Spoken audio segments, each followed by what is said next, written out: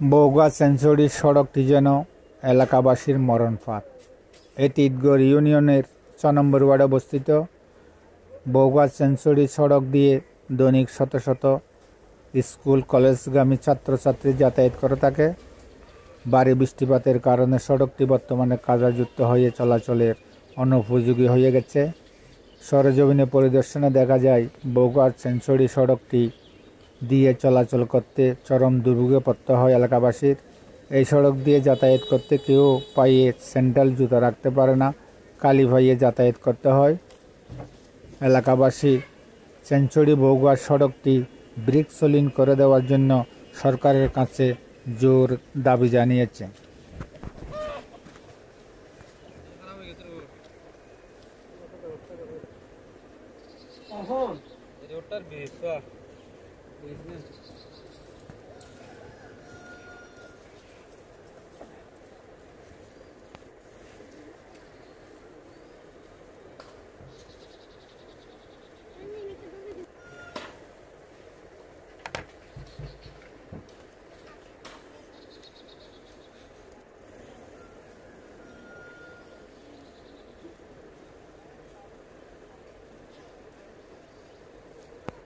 আর বাড়ি দে সেঞ্চুরি তাহলে আর এটা ৩০০ ঘর আছি।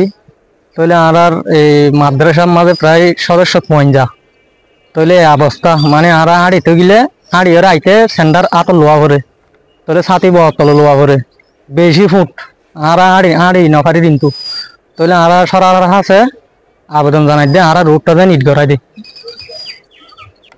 বলতে আর বগাট ৬ নম্বর ওয়ার্ডর সেঞ্চুরি রুট কেঁচা রাস্তা ইবা আর যাতায়াতলা বেশি কষ্টর সদস্য বাড়ি আছে এডে তইলে স্কুলত ফুয়াইন সাইন যাদে আর তো ফুল ফুয়াইন গুড়া ফুয়াইন আছে ডর ফুয়াইন আছে স্কুল কলেজত যাইতে বেশি কষ্টর তইলে ফরিয়রে আবার উল্টা ঘর জাগো করে অন্যান্য যাই না পারে এই অবস্থা।